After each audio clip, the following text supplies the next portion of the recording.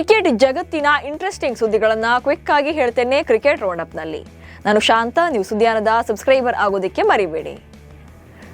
Women's premier league ನಲ್ಲಿ ಈಗಾಗಲೇ 9 ಪಂದ್ಯಗಳು ಮುಗಿದಿವೆ.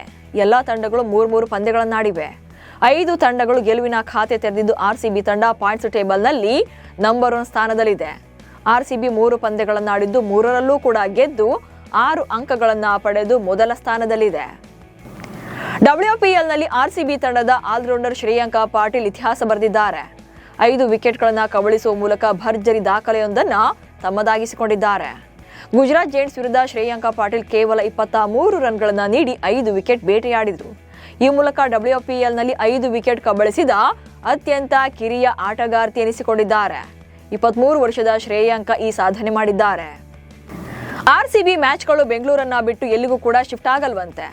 ಈ ರೀತಿ ಅಪ್ಡೇಟ್ಸ್ ಕೊಡಿಸಿದೆ ಬೆಂಗಳೂರು ಫ್ರಾಂಚೈಸಿ. IPL ಟೂರ್ನಿಯಲ್ಲಿ ಆರ್ಸಿಬಿ ತಂಡದ ಪಂದ್ಯಗಳು ಚಿನ್ನಸ್ವಾಮಿ ಸ್ಟೇಡಿಯಂನಲ್ಲಿ ನಡೆಯಲ್ಲ.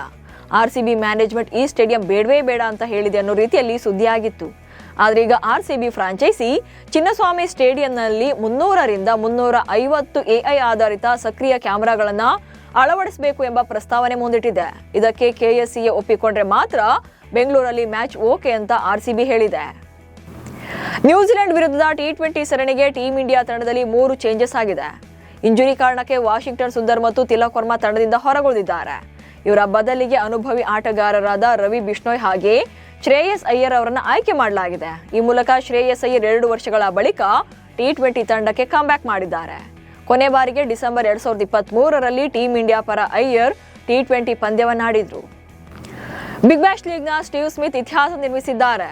ಅದು ಸಹ ಒಂದೇ ಓವರ್ನಲ್ಲಿ ಅತ್ಯಧಿಕ ರನ್ಗಳನ್ನು ಕಲೆ ಹಾಕುವ ಮೂಲಕ.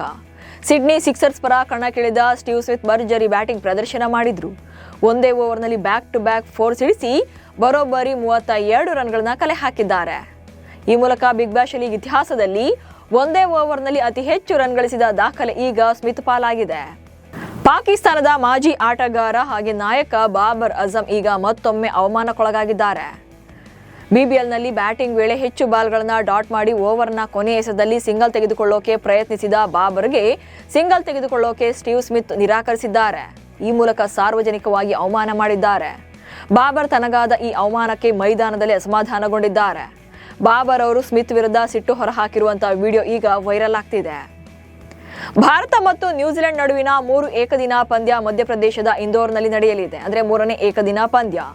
ಇಂದೋರ್ಗೆ ಆಗಮಿಸಿರುವಂತಹ ವಿರಾಟ್ ಕೊಹ್ಲಿ ಉಜ್ಜಯಿನಿಯಲ್ಲಿರುವಂತಹ ಶ್ರೀ ಮಹಾಕಾಳೇಶ್ವರ ದೇವಸ್ಥಾನಕ್ಕೆ ತೆರಳಿ ವಿಶೇಷ ಪೂಜೆ ಸಲ್ಲಿಸಿದ್ರು. ಕುಲ್ದೀಪ್ ಯಾದವ್ ಅವರೊಂದಿಗೆ ಶ್ರೀ ಮಹಾಕಾಳೇಶ್ವರನ ದೇಗುಲಕ್ಕೆ ಭೇಟಿ ನೀಡಿ ಕೆಲ ಹೊತ್ತು ದೇವರ ಸನ್ನಿಧಿಯಲ್ಲೇ ಸಮಯ ಕಳೆದಿದ್ದಾರೆ. ಜೊತೆಗೆ ಮಹಾಕಾಳೇಶ್ವರನಿಗೆ ತಲೆಬಾಗಿ ಪ್ರಾರ್ಥಿಸಿದ್ದಾರೆ.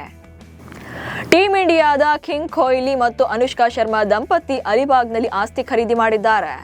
ಮುಂಬೈ ಸಮೀಪದ ಈ ಕರಾವಳಿ ಪ್ರದೇಶದಲ್ಲಿ ಈಗಾಗಲೇ ಹಲವು ಬಾಲಿವುಡ್ ಹಾಗೆ ಬಿಸ್ನೆಸ್ ಮ್ಯಾನ್ ಸೆಲೆಬ್ರಿಟಿಗಳು ಪ್ರಾಪರ್ಟಿಯನ್ನು ಹೊಂದಿದ್ದಾರೆ. ಇದೀಗ ಈ ಸ್ಟಾರ್ ಕಪಲ್ ಈ ಲಿಸ್ಟ್ಗೆ ಸೇರ್ಪಡೆಯಾಗಿದ್ದಾರೆ.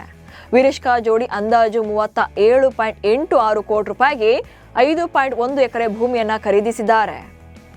ಟೀಮ್ ಇಂಡಿಯಾದ ಸ್ಟಾರ್ ವೇಗಿ ಜಸ್ಪ್ರೀತ್ ಬುಮ್ರಾ ಅಭ್ಯಾಸದ ಸಮಯದಲ್ಲಿ ತಮ್ಮ ಮಗನೊಂದಿಗೆ ಮಸ್ತ್ ಮಜಾ ಮಾಡಿದ್ದಾರೆ.